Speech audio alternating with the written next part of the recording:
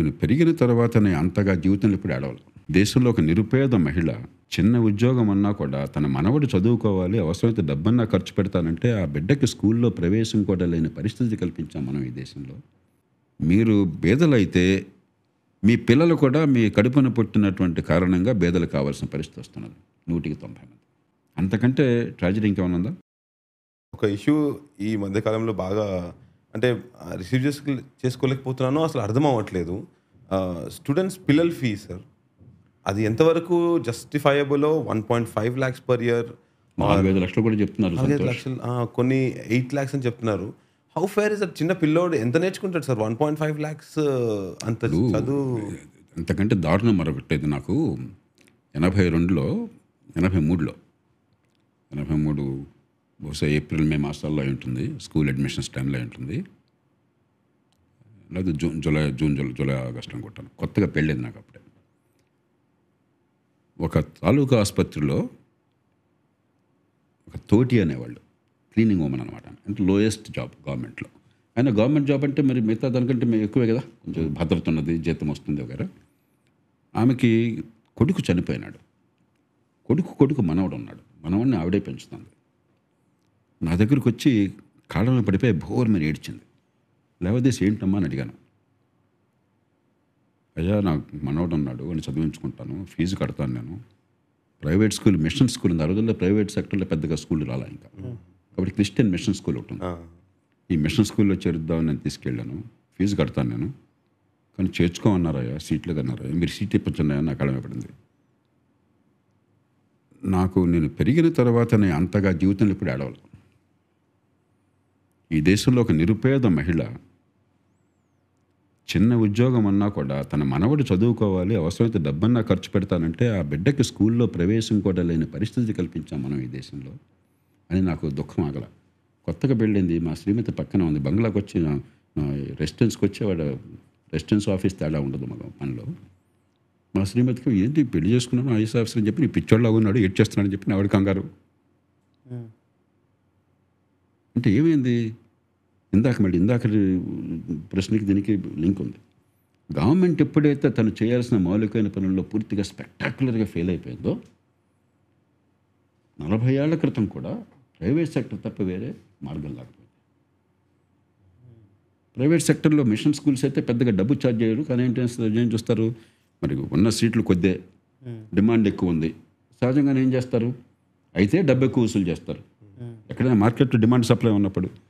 లేదంటే పెద్దగా ఆశ లేకపోతే మిషన్ స్కూల్స్ అంటున్నట్టయితే తల్లిదండ్రుల సంగతి చూస్తారు, బాగా చదువుకున్నారా లేదా, ఎలాంటి కుటుంబం నుంచి వచ్చారు, ఇంట్లో పట్టించుకుంటారు లేదా అని చెప్పని. అది ఇంతంతే ఒట్టుడు ఇంతాయి. ఆనాడంటే నేను గవర్నమెంట్ స్కూల్లో చదివాను. కొద్దిగా తర్వాత కొంచెం ప్రైవేట్ స్కూల్లో ఆలోచించి ఇప్పుడు ఏమైంది, నా పిల్లలు బాగుపడాలన్న కోరిక మన దేశంలో ఉన్నంత ప్రపంచంలో ఎక్కడ ఉండదు. తల్లిదండ్రులు డబ్బు లేని వాళ్ళు కూడా, రెక్కాడి దగ్గర డొక్కాడిన వాళ్ళు కూడా ఎంతైనా సరే త్యాగం చేయడానికి సిద్ధంగా ఉన్నారు. ఎంత సాక్రిఫైస్ కైనా సిద్ధం. శక్తికి మించి డబ్బులు ఖర్చు పెడుతున్నారు పిల్లల చదువు కోసం. కాబట్టి డిమాండ్ పెరిగిపోతుంది చదువుకి. గవర్నమెంట్ ఏమో లక్షల కోట్లు ఖర్చు పెడుతుంది. తెలంగాణ, ఆంధ్రప్రదేశ్లో 80,000 రూపాయలు ఒక్కొక్క బిడ్డ మీద ఖర్చు అవుతుంది స్కూల్కి, గవర్నమెంట్ ఖర్చు. తెలుసా మీకు? కానీ చదువు ఏమొస్తుందో మనకు తెలుసు. ఆ నమ్మకం లేదు. నిరుపేదల కుటుంబాలకు కూడా మన పిల్లలు అక్కడ చదువుకుంటారు నమ్మకం లేదు. దాంతో ఏమైంది, ప్రైవేట్ స్కూళ్ళ మీద డిమాండ్ పెరిగిపోయింది. దానిలో కాస్త మంచి ప్రమాణాలు ఉన్న ప్రైవేట్ స్కూళ్ళు కొద్దిగా కనిపిస్తున్నాయి. సప్లై పరిమితంగా ఉంది. దాంతో ఫీజులు లక్షం కర్మ, 4 లక్షలు 5 లక్షలు. దీనికి 2 రకాలుగా చూడొచ్చు. ఒకటి, ఈ ప్రైవేట్ స్కూళ్ళు ఎక్కువ వసూలు చేస్తున్నారు, వాళ్ళని తిట్టిపోయచ్చు, కానీ పరిష్కారం రాదు. లేకపోతే ఫీజులు కంట్రోల్ చేద్దాం, డిఈఓ చేతుల్లో పెడదాం. ఫీజులు కంట్రోల్ కావు, లంచాలు వచ్చేస్తాయి. డిఓ గారు కోటీశ్వరుడు అయిపోతాడు. మార్గం ఒక్కటే, సప్లై పెంచాలి, క్వాలిటీ పెంచాలి. సప్లై అంటే ఊరికే సప్లై, పేరుకి సప్లై కాదు. ఇన్ని వేల కోట్లు ఆంధ్రప్రదేశ్, తెలంగాణ 2 రాష్ట్రాలు కలిపితే దగ్గర 60,000 కోట్ల రూపాయలు పైన స్కూల్ ఎడ్యుకేషన్ కోసం ఖర్చు పెడుతున్నాం. మనం 65,000 కోట్లు అయి ఉంటుంది ఇప్పుడు లేటెస్ట్. 60కి 70కి మధ్య ఉన్నది.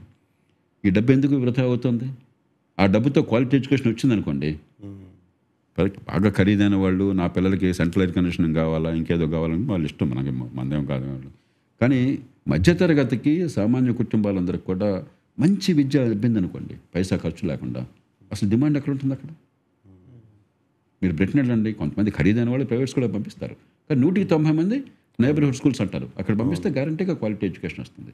అమెరికా ఉంది, 85% local private schools, local government schools విద్య అందుతుంది. ప్రపంచం అంతా అట్లా ఉంది, ఒక పవిత్ర భారతదేశం తప్ప. కాబట్టి సమస్య ప్రభుత్వం చేతుల్లో ఉన్నది.